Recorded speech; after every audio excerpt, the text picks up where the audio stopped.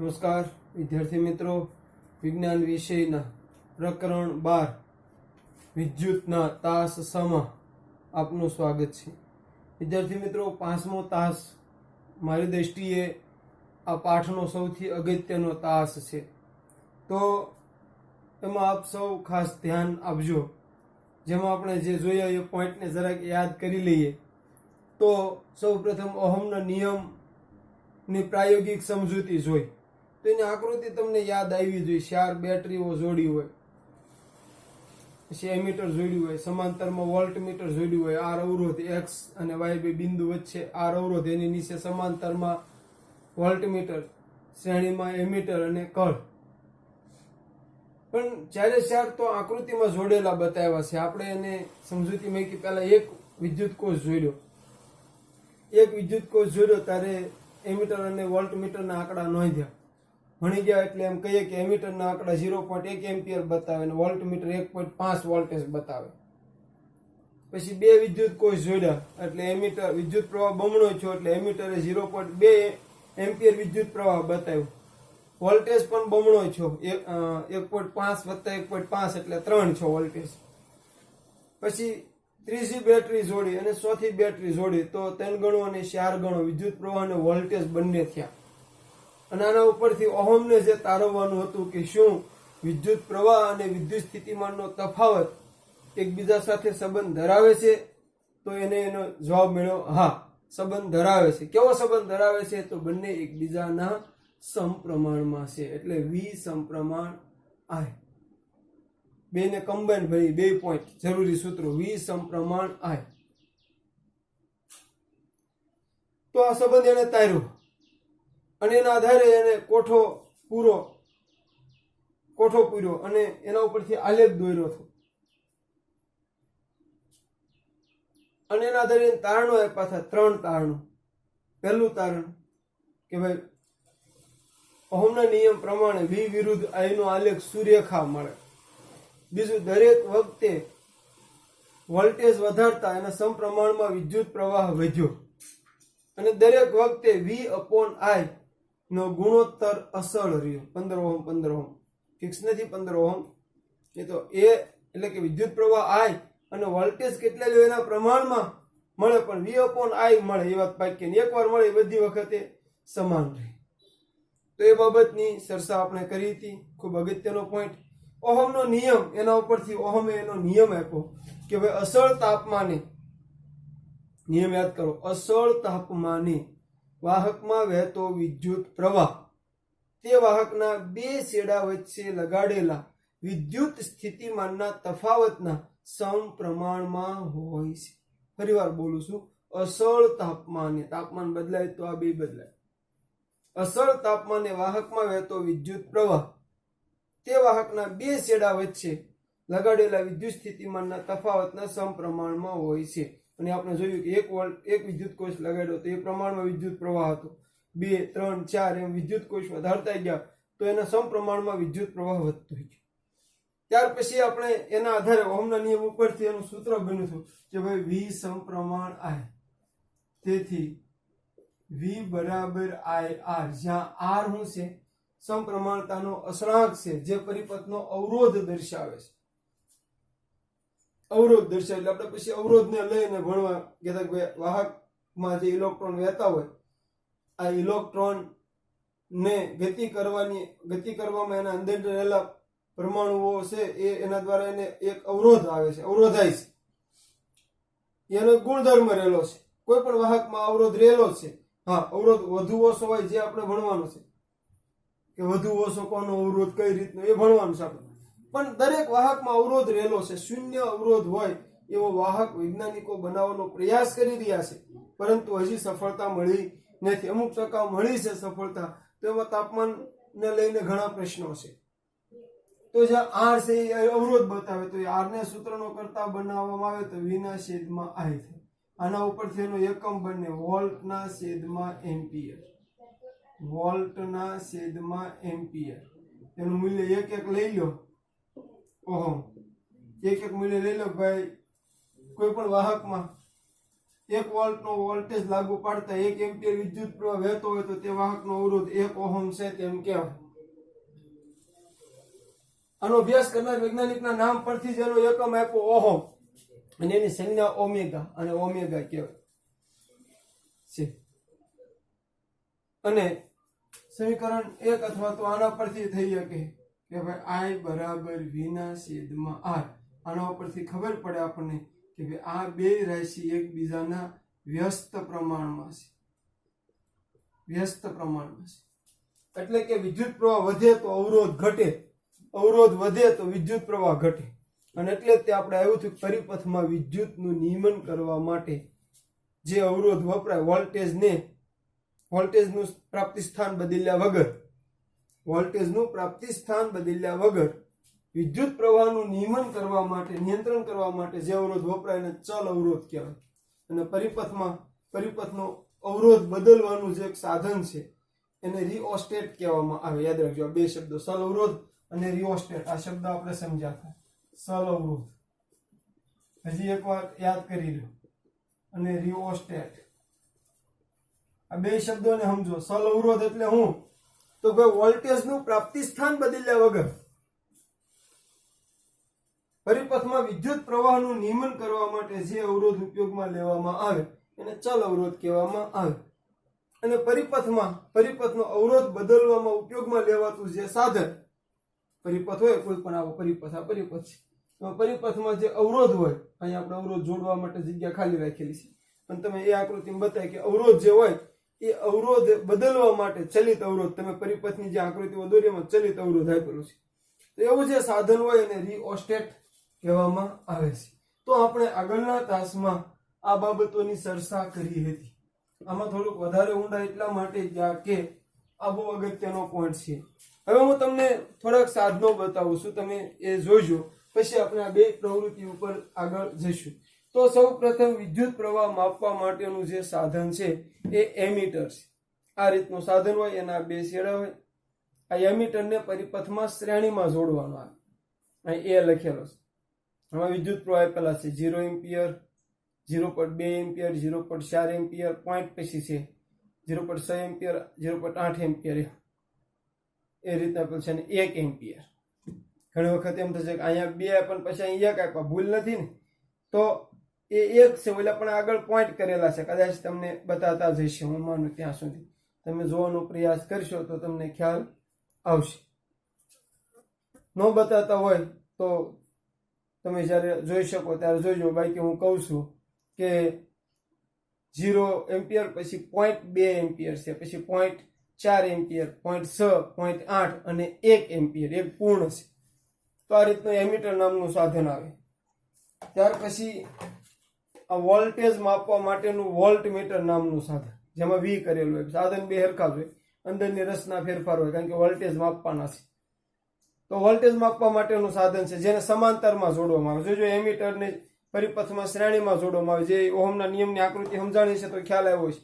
વોલ્ટમીટરને પરિપથમાં સમાંતરમાં જોડવામાં આવે. વોલ્ટમીટરને આ વોલ્ટમીટર છે, જેમાં પણ 1 volt, 2 volt, 3 volt, 4 volt, 5 volt સુધીના વોલ્ટેજ બતાવેલા છે. એ પૂર્ણાંક સંખ્યામાં છે એટલે એ પોઈન્ટના સંદર્ભમાં નહીં સમજતા. આ બેની અંદર એનો જે કાંટો છે, દર્શક પોઈન્ટ, એ એક બાજુ છે 0 પર. જોઈજો. હવે આ વિદ્યુત પ્રવાહ માપવાનું કામ કરે છે. આ વોલ્ટેજ, વિદ્યુત સ્થિતિમાનનો તફાવત માપવાનું કામ કરે છે. ત્રીજું એક સાધન છે ગેલ્વેનોમીટર, જેનું નામ ચોપડીમાં નથી પણ આપણે ઉલ્લેખ કર્યો હતો, કે જે વિદ્યુત પ્રવાહની હાજરી માપે. એમાં કાંટો છે, દર્શક કાંટો, એ બરાબર સેન્ટરમાં છે, ના 0 છે, એની બે બાજુ એ કાંટો છે એ ભ્રમણ કરી શકે છે. તો આ 3 સાધનો આપણે તમને બતાવ્યા. વિદ્યુત પ્રવાહની હાજરી માપે ગેલ્વેનોમીટર એટલે G, બે બાજુ લગભગ 30 સુધી બતાવેલો છે. તો આ 3 સાધનો છે. એમાં કઈ રીતે કામ થાય એ તમને સમજાવતો રહું. તો આ વોલ્ટમીટર છે. જોજો, આ વોલ્ટમીટરમાં આપણે અહીંયા બે છેડા જોડીશું એની સાથે. આ રીતના બે છેડાને એની સાથે જોડવાનો પ્રયત્ન કરીશું તો વોલ્ટમીટર છે એ એનો કાંટો છે એ ભ્રમણ કરશે. તમને બતાતું હશે. હું વારે ખેલે છેડાને દૂર કરીને એટલા માટે જ કરું છું કે તમને બતાય. તો વોલ્ટમીટર માપે. આ પાવર છે, આ પાવરના વોલ્ટેજ વધારે છે એટલે કાંટો છે 5 કરતા પણ આગળ વહી ગયો છે. આ પાવર છે. અહીંયા જો લખ્યું છે માઇનસની નિશાન એટલે ઋણ ધ્રુવ છે. અહીંયા પ્લસ કર્યો ધન ધ્રુવ છે, પ્લસ કર્યો ધન ધ્રુવ છે, તો માઇનસ છે ઋણ ધ્રુવ છે. તો આ રીતે વોલ્ટમીટર ફરી એકવાર આપણે એને જોવાનો પ્રયત્ન કરીએ. ફરી વાર હું તમને બતાવું છું, ધ્યાન રાખજો.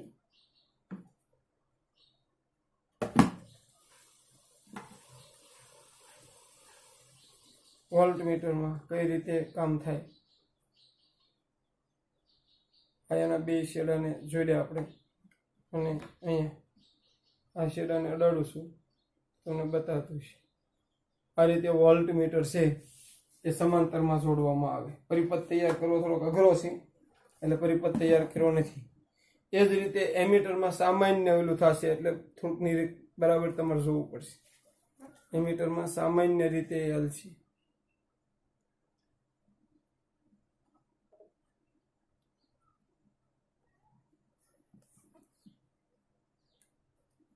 જોજો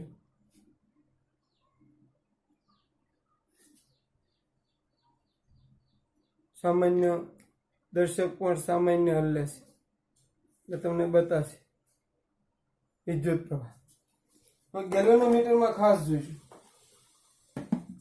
આજે ગેલ્વેનોમીટર છે એની અંદર એક બાબત એ મહત્વની રહેશે કે એની અંદર આપણે એના છેડાને જોડીશું તો જોજો બરાબર કે સેન્ટરમાંથી એક બાજુ જાય છે. જોજો કઈ બાજુ જાય છે જોજો. હવે આપણે છેડા બદલીએ છીએ,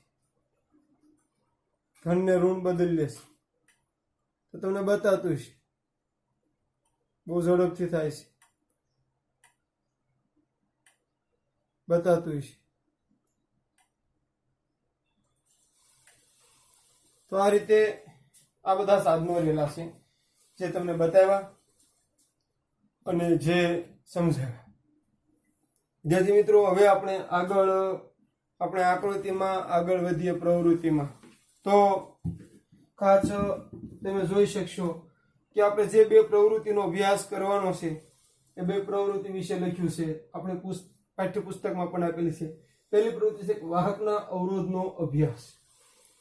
કે શું કોઈ પણ વાહક તમે લીધો તો બધામાં એક સરખો જ પ્રવાહ પસાર થાય? વાહકના અવરોધનો અભ્યાસ એટલે શું કે તમે કોઈ એક વાહક લીધો એમાં એક સરખો જ પ્રવાહ પસાર થાય. તો અહીંયા એક આકૃતિ આપી છે એને પહેલા સમજો, પછી એ પ્રવૃત્તિ વિશે આપણે થોડાક આગળ લઈએ. કે ભાઈ અહીંયા 4 પાવર જોડેલા છે. જોજો આ એક કહેવાય. તમને કદાચ આવી કોઈ બેટરી આપે, આ એક કહેવાય. ધન ને ઋણ એટલે 1, ધન ને ઋણ એટલે 2, ધન ને ઋણ એટલે 3 ને ધન ને ઋણ એટલે 4. અહીંયા 4 બેટરી જોડેલી છે, 4 વિદ્યુત કોષ જોડેલા છે એટલે 4 વિદ્યુત કોષ છે. અહીં કળ છે, કે કળ. અહીંયા એમીટર છે. હવે એમીટરમાં પ્લસ માઇનસ કઈ રીતનું જોઈજો. અહીં પા પ્લસ તો પ્લસ, આ બાજુ માઇનસ તો માઇનસ. આ મારે બરાબર ધ્યાનથી જોઈશું. તો આવો એક પરિપથ તૈયાર કરવાનો છે. આપણો મુદ્દો લખવો એટલે ભાઈ 4 વિદ્યુત કોષ લો, એક કળ લો, એક એમીટર લો. આ બધાને જોડી આકૃતિમાં દર્શાવ્યા પ્રમાણેનો પરિપથ તૈયાર કરો. આમ આપણે લખવું પડે. શું શું લેવાનું? જો બેટરીને આપણે 20 વોલ્ટની બેટરી એમ કહી દઈએ. 20 વોલ્ટની બેટરી, કળ, એમીટર વગેરેને આકૃતિમાં બતાવ્યા પ્રમાણે જોડી પરિપથ તૈયાર કરો. હવે અહીંયા જે 3 વસ્તુ અલગ અલગ બતાવી છે જોઈશું. 3 વસ્તુ. એક નિક્રોમનો તાર છે જેનો અવરોધ વધુ છે. નિક્રોમનો તાર શું કામ લીધો અહીંયા કે એનો અવરોધ વધુ છે એટલે તમને બતાવવા માટે. જોજો એક નિક્રોમનો તાર છે, એક 10 વોટનો બલ્બ છે અને એક આપણી ટોર્ચનો બલ્બ છે એટલે ગલોપડી જેને કહીએ તે. જોજો તો એને સાધનોને બરાબર જોઈશું. નિક્રોમનો તાર જેનો અવરોધ વધુ છે. પછી 10 વોટનો બલ્બ બે લીધા, એક નાનો અને મોટો બલ્બ. આપણે એમ સમજીએ નાના બલ્બનો અવરોધ ઓછો હોય, મોટા બલ્બનો અવરોધ વધારે હોય એટલે ગલોપડી જેને આપણે કહીએ છીએ સામાન્ય ભાષામાં. અને એક બલ્બ લીધો. હવે શું કરવાનું છે કે અહીંયા આપણે એક્સ અને વાય આ બંને બિંદુઓ રાખ્યા છે. હવે સૌ પ્રથમ આપણે અહીંયા નિક્રોમનો તાર જોડીશું. આ તારને અહીં ગોઠવીશું. નિક્રોમના તારને અહીં ગોઠવીશું. એ ગોઠવ્યા પછી વિદ્યુત પ્રવાહ એમીટર પરના આંકડા નોંધવાના છે. અત્યારે આકૃતિ યાદ રાખો, હું કહું એ પ્રમાણે યાદ રાખો. ભાઈ આ પ્રમાણે આકૃતિ દોરી મુદ્દો લખવો છે તો આપણે લખીએ કે ભાઈ સૌ પ્રથમ જોજો, સૌ પ્રથમ એમીટર 4 વિદ્યુત કોષ 4 વિદ્યુત કોષ કળ વગેરેને વાહક તારની મદદથી જોજો વગેરેને વાહક તારની મદદથી આકૃતિમાં દર્શાવ્યા પ્રમાણે ગોઠવો. આકૃતિમાં દર્શાવ્યા મુજબ ગોઠવો. હવે મુદ્દા લખતા જવાનું આ રીતે કે ત્યારબાદ એક નિક્રોમનો તાર લઈ અને એક્સ વાય બિંદુએ ગોઠવો અને એમીટર પરના આંકડા નોંધો. હું ટૂંકમાં લખું છું કે ભાઈ નિક્રોમનો તાર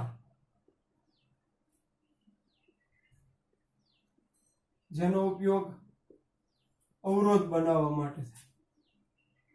નિક્રોમનો ઉપયોગ અવરોધ બનાવવા માટે. નિક્રોમનો તાર અને એમીટર પરના આંકડા આના આધારે તમારે સમજી જવાનું છે. જો એમીટર પરના આંકડા નોંધો પછી બલ્બ 10 વોટનો બલ્બ ગોઠવવાનો. અહીંયા 10 વોલ્ટનો બલ્બ અહીં લખું છું. 10 વોટનો બલ્બ અને એમીટર પરના આંકડા જોવા. પછી ટોર્ચનો બલ્બ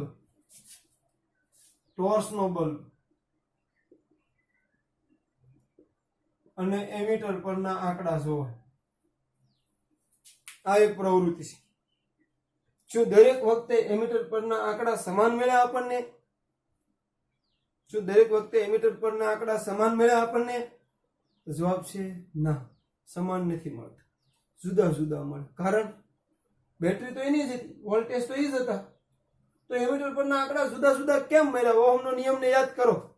વોલ્ટેજ એના જ હતા, વી તો એને અસળ હતા. વી અસળ શું બદલાતું હતું? આર બદલાતું હતું.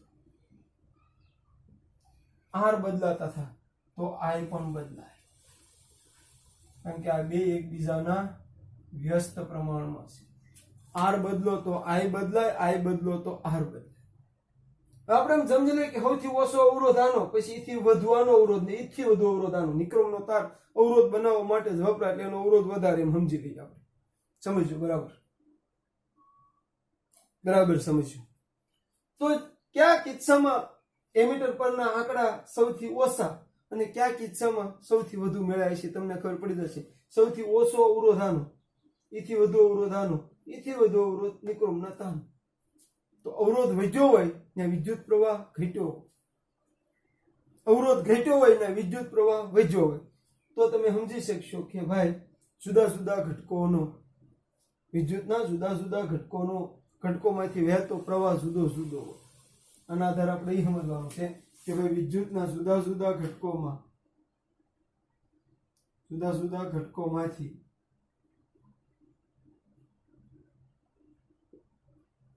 વહેતો વિદ્યુત પ્રવાહ જુદો જુદો હોય. જોઈશું જુદા જુદા ઘટકોમાંથી વહેતો વિદ્યુત પ્રવાહ જુદો જુદો હોય છે. તો આ બાબત આપણે આ પ્રવૃત્તિની મદદથી સમજાય. યાદ રાખવા માટે આકૃતિના એટલું યાદ રહી જશે તો હું માનું છું કે 10મા ધોરણના બાળકને લગભગ બધું લખાણ આવડી છે. તૈયાર કરેલો પરિપથનું વર્ણન છે, પછી આ જોડતા જાવ ને એમીટર પરના આંકડા નોંધતા જાવ. તારણ શું છે છેલ્લે? મેન તારણ શું? તો કે જુદા જુદા ઘટકોનો અવરોધ જુદો જુદો હોય. અવરોધ જુદો જુદો હોય એટલે વહેતો વિદ્યુત પ્રવાહ જુદો જુદો હોય.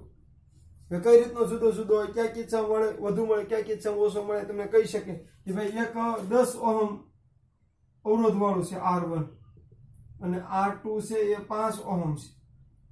તો આ બેમાંથી શેમાં વિદ્યુત પ્રવાહ વધુ બતાવશે જોજો સમજો. દેવો પડેની વાત આખી થોડીક અલગ આવે આમાં થોડું. તો એ આધારે તમે સમજી શકો જેનો અવરોધ ઓછો હોય ત્યાં વિદ્યુત પ્રવાહ વધુ બતાવે. બે વ્યસ્ત પ્રમાણમાં છે એટલા માટે વિદ્યુત પ્રવાહને નિયમન કરવા માટે તો આપણે અવરોધ જોડીએ છીએ. તો આપણે એ રીતે આ પોઈન્ટને સમજાય વાહકના અવરોધનો અભ્યાસ છે.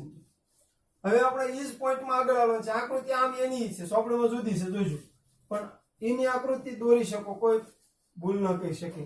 ત્યાં ખાલી સ્થાન બદલાય. આપણે એની આકૃતિ એટલા માટે રાખી કે તમને બેનને એકબીજાના સંદર્ભથી સમજવામાં સરળ થાય. એટલે આપણે અહીંયા જે આકૃતિ છે એ જ દોરી. એ લોકોએ શું કર્યું છે ટેક્સ્ટબુકમાં એમીટર અહીં લઈ લીધું છે એટલે સ્થાન બદલ્યા. જોડાણ તો શ્રેણી જોડવું પડે, એમાં કઈ બીજું હાલે જ નહીં. એટલે આપણે એનું એ સ્થાન રાખ્યું જેથી કરીને આની આકૃતિ અહીંયા તમને ખ્યાલ આવે. હવે આ આકૃતિ તમે સમજ્યા થયા તો આ તો તમને સમજાઈ ગયેલું હશે હું માનું ત્યાં સુધી. જે આમાં છે એ જ અહીંયા છે. એટલે ભાઈ બેટરી, કળ, એમીટર વગેરેને સુવાહક તાર વડે જોડેલું છે. એટલે એ તમને સમજાઈ ગયું હશે હું માનું ત્યાં સુધી. એ આ બધું એમ નામ હશે. જો આકૃતિ અહીંયા છે. હવે અહીંયા ફેર હતો, એક નિક્રોમનો તાર હતો, અહીંયા 10 વોટનો બલ્બ હતો અને ટોર્ચનો બલ્બ હતો. હવે અહીંયા શું કરવું છે જો ધ્યાન રાખજો કે અહીંયા એક L લંબાઈ અને A ક્ષેત્રફળ, L લંબાઈ અને A ક્ષેત્રફળ ધરાવતો એક નિક્રોમનો તાર લીધો, જેની લંબાઈ L અને ક્ષેત્રફળ A છે. પછી આપણે એમીટરના આંકડા નોંધવાના છે. આમાં જેમ નોંધતા થાય એમ ખાલી આ બદલાવાનું છે. પછી શું કર્યું આપણે અહીંયા કે આનો આ જ તાર છે, નિક્રોમનો જ તાર છે, જેનું ક્ષેત્રફળ એ છે પણ લંબાઈ બમણી છે એટલે 2L લખ્યો. લંબાઈ બમણી કરી આપણે. આ જુદા જુદા ઘટકો નહોતો. આ ઘટક એક પણ એનું લંબાઈ બદલો, એનું ક્ષેત્રફળ બદલો તો હું ફેરફાર થાય. એટલે પ્રયોગ એકનો એક જ છે.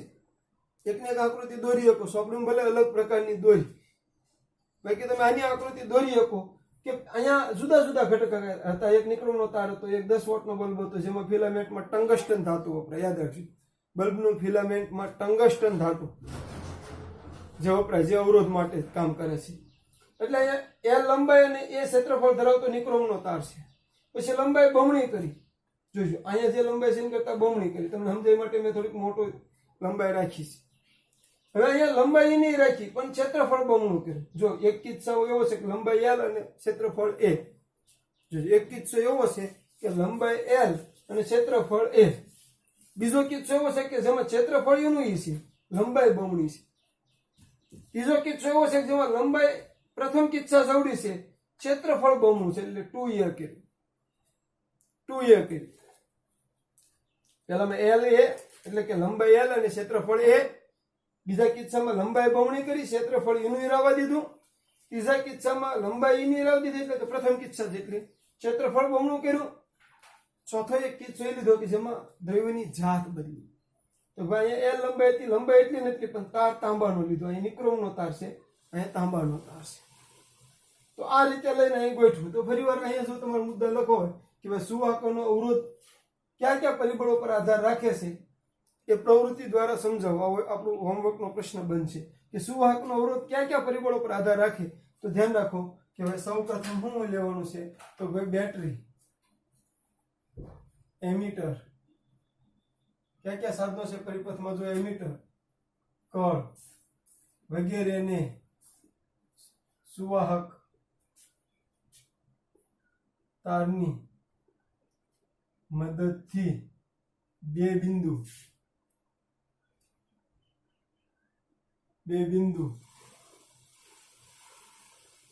x અને y ની સાથે જોડો. આપણે x અને y ની સાથે જોડ્યા જો આ જગ્યા રાખી. હવે શું કરવાનું? હવે L લંબાઈ જોજો બરાબર. L લંબાઈ અને A આડછેદનું ક્ષેત્રફળ ધરાવતો એક નિક્રોમના તારને x અને y સાથે જોડો. જોજો હું લખ્યું મેં L લંબાઈ અને A આડછેદનું ક્ષેત્રફળ ધરાવતો, એટલે આ પેલો કિસ્સો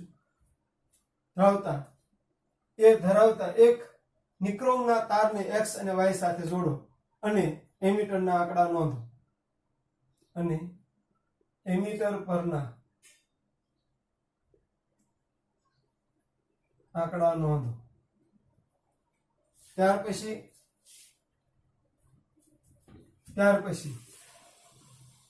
ક્ષેત્રફળ તે જ રાખી, જોજો ક્ષેત્રફળ તેટલું જ રાખી બમણી લંબાઈ 2l, ક્ષેત્રફળ તેટલું જ રાખી બમણી લંબાઈ ધરાવતા નિક્રોમના તારને, જો જાતિની જ રાખી, નિક્રોમના તારને XY સાથે જોડો, X અને Y સાથે જોડી એમીટરના અવલોકન નોંધો.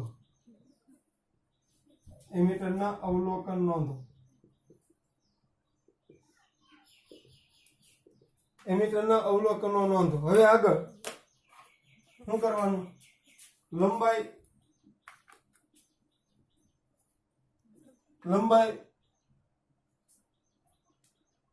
પ્રથમ કિસ્સા જેટલી રાખી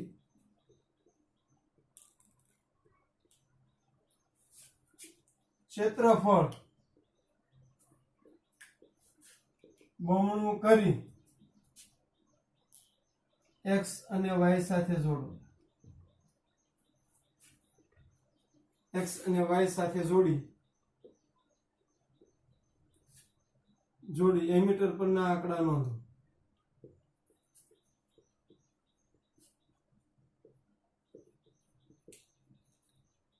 ત્યારબાદ પ્રથમ કિસ્સા જેટલી જ લંબાઈ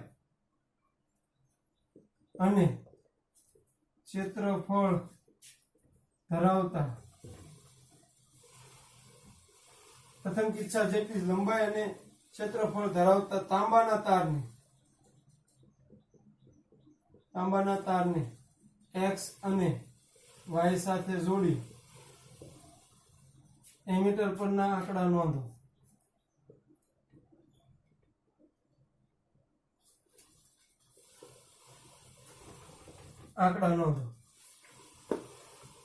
જોજો 4 કિસ્સાની વાત થઈ ગઈ. 1 2 3 4. એમીટર પરના આંકડા તમે નોંધશો. આપણે ત્યાં અત્યારે પ્રયોગ થતો નથી એટલે તમે પ્રત્યક્ષ નહીં ખ્યાલ આવે, પણ નોંધશો તો શું બનશે જોજો. કે ભાઈ સમજાવી દઉં છું કે ભાઈ અહીંયા આ કિસ્સામાં જેટલો વિદ્યુત પ્રવાહ છે એ અહીંયા લંબાઈ બમણી કરશો તો વિદ્યુત પ્રવાહ છે એ એના પ્રમાણમાં ફેરફાર થશે. લંબાઈ બમણી થઈ એટલે વિદ્યુત પ્રવાહ એના સમપ્રમાણમાં હોય છે. પછી ક્ષેત્રફળ બમણું કરશો તો વિદ્યુત પ્રવાહ ક્ષેત્રફળના વ્યસ્ત પ્રમાણમાં થશે. અને ત્રીજું, દ્રવ્યની જાત બદલી. તમે નિક્રોમની જગ્યાએ તાંબાનો તાર વાપરો, તાંબાનો અવરોધ ઓછો છે, નિક્રોમનો અવરોધ વધારે છે, તો તમે તાંબાનો તાર વાપરશો તો અવરોધ ઘટશે, તો એમીટર ના આંકડા વધુ બતાવશે, વિદ્યુત પ્રવાહ વધશે.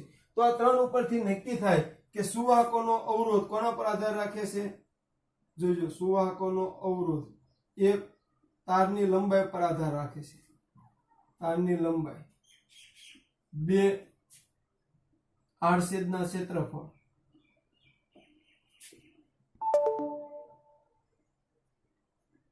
3 દ્રવ્યની જાત. આના સમપ્રમાણમાં છે એટલે હેઠે લખું છું આના સમપ્રમાણમાં છે, લંબાઈના સમપ્રમાણમાં, આના વ્યસ્ત પ્રમાણમાં.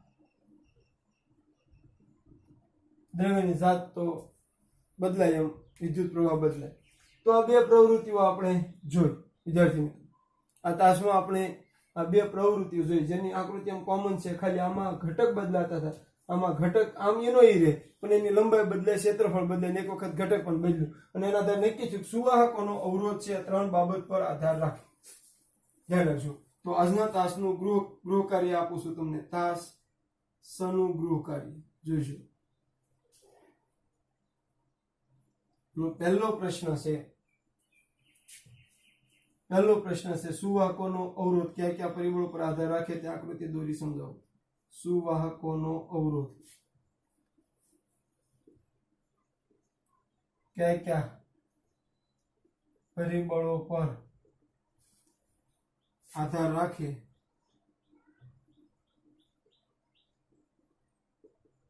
તે આકૃતિ દોરી સમજાવો.